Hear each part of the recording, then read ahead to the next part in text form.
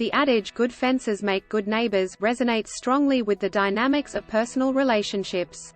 Here, fences can be equated to boundaries, intangible lines that define our individuality and shape how we relate with others.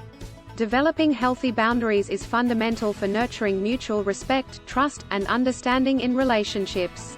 Let's explore how these boundaries can be set and upheld. Understanding boundaries.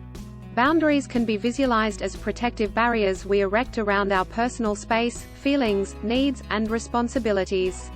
They can be physical, pertaining to personal space, privacy, and body; emotional, relating to our feelings, self-esteem, and personal experiences; mental, concerning our thoughts, values, and beliefs; spiritual, involving our connection with the divine, our inner essence, and the greater universe.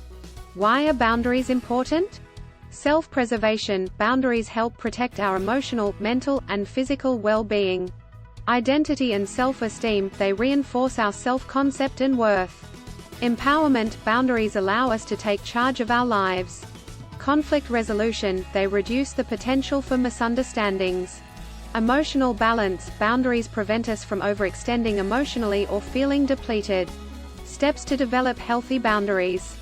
Self-awareness. Recognize your feelings, needs, and limits. Understand your comfort zones and be conscious of when they're infringed upon. Clear communication. Express your boundaries explicitly. Avoid ambiguous language and be assertive without being confrontational. Stay consistent. Maintaining boundaries requires consistency. If you waver often, others might struggle to understand or respect your limits. Re-evaluate periodically. As we grow and change, so too might our boundaries. Regularly reassess them to ensure they align with your current values and needs.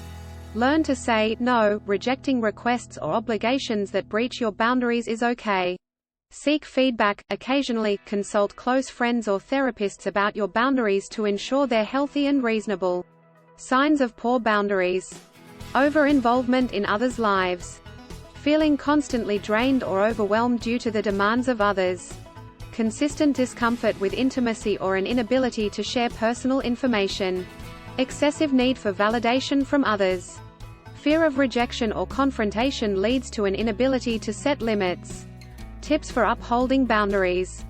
Practice self-reflection. Regular introspection can help identify when your boundaries are being pushed.